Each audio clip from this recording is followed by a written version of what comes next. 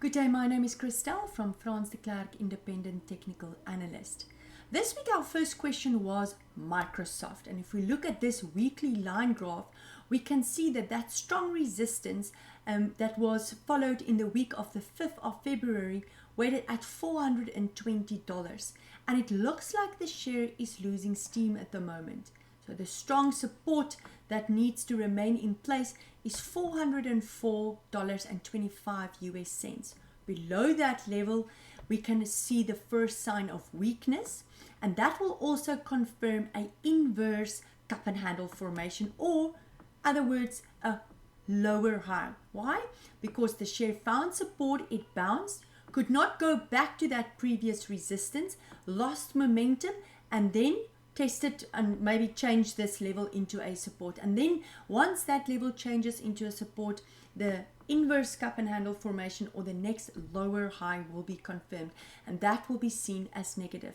If Microsoft starts to trade above $415.50 again, and especially above that closing price of $420.55, all the possible weakness will be wiped off the table, and we can assume that the momentum to the top will continue. Look at my stochastic indicator. It is pointing upwards in overbought levels, which also then applies that the momentum to the top is clearly in place. All right, so we'll have to wait for confirmation of weakness and make sure it's not a false signal, right? Because here the share also lost some momentum.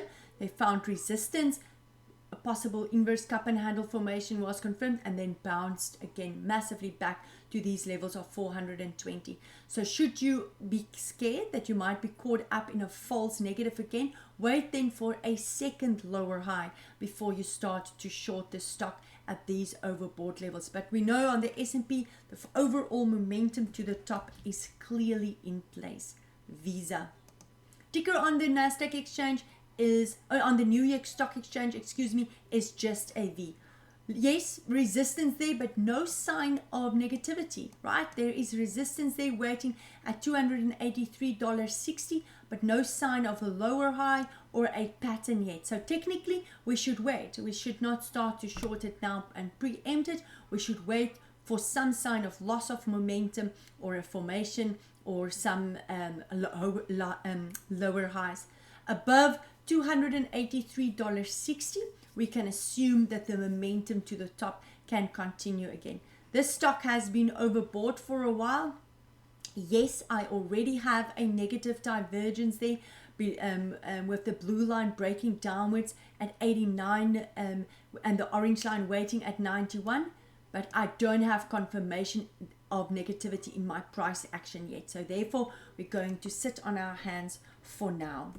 On the local side, Exxaro, ticker on our exchange EXX. Very important now, Exxaro has changed the 40-week moving average represented by the red line into a resistance, and that is seen as negative. Now, remember, these are weekly graphs, so by the textbooks, we should make the decision on the Monday after the previous Friday close. So should Exxaro still be below the 40-week moving average, waiting at 179 Rand 33, the negativity around the confirmation, the negativity on the long-term sentiment will be confirmed, and that will be seen as very negative. More importantly, we've got here a ugly, not positive, warning formation, a head and shoulder formation is here in the making at the moment on Exxaro. I'm going to draw that for you with my left shoulder. Look at that ugly technical goodbye kiss on the 40-week moving average. It pulled back, found support on the head, on the neckline of the head and shoulder formation, and bounced again. Little bit of a pullback. I'm going to ignore that. Going back to that next resistance, came back, found support on the 40-week. That is seen as a positive technical goodbye kiss because it bounced, but a very small right shoulder found resistance on the 40-week moving average and is trading below the neckline as well of the head and shoulder formation, and that is waiting on the 40-week at 179 Rand 33. Below those levels, the head and shoulder formation, which is a warning pattern, is confirmed, which can take the share back to 158.23 and even as low as 146.15, which is the support that is waiting there from the week of the 14th of August 2023. So head and shoulder below the 40-week negative. Now, when will the negativity be wiped off the table? When either the right shoulder or the left shoulder, and in this case, the left shoulder is the highest one, when that level weighting at 183.32 Rand starts to change into a support. Only above that right shoulder can we assume then to say, listen, the negativity is off the table for now. Kumba. Ticker on our exchange, KIO. Lower highs is visible, also another head and shoulder formation, small left shoulder, a little bit of a bigger right shoulder, and we're trading below that neckline at the moment. And that is seen as very negative. I'm going to extend that line so it doesn't mess me around like it is at the moment, or I'm just going to, I don't know. There you go. All right, below the neckline waiting there at 546 Rand 88. That means the warning is in play. My next strong support is waiting at the 40-week moving average, the red line, and that is 508 Rand 73. Below the 40-week moving average, the long-term sentiment towards the share will change to negative. Only when the share starts to trade above the right shoulder, waiting at 586 Rand 13, will the negativity or the warning be wiped off the table, and can we assume that the momentum to the top on Kumba can continue again. Look at my stochastic, both lines still pointing downwards, implying that the momentum to the bottom on Kumba is clearly in place. Zeda. Ticker on our exchange, ZD, found support without testing the 40-week moving average, bouncing upwards back at 1202. That is seen as positive. Look at my stochastic. It is in oversold territory. Makes the probability of a bounce more likely, but confirmation thereof will be with a positive divergence. When that blue line starts to break upwards through the orange line, we can say, listen, the positive divergence is in place on Zeda. So technically above 1158, the long-term sentiment towards Zeda will still remain in place. Now, we have a beautiful cup and handle formation in the making. Should that neckline waiting at 1213 starts to change into a support. Some might move it a little bit down. Just want to see how many touching points we can get there. That one gives the most touching points, right? 1, 2, 3, 4. We count it when they touch the line graph, not when it pierces through it. So I've got, in fact, a beautiful inverse head and shoulder formation as well here, right? Left shoulder, massive head, a little bit of a false break through the neckline there.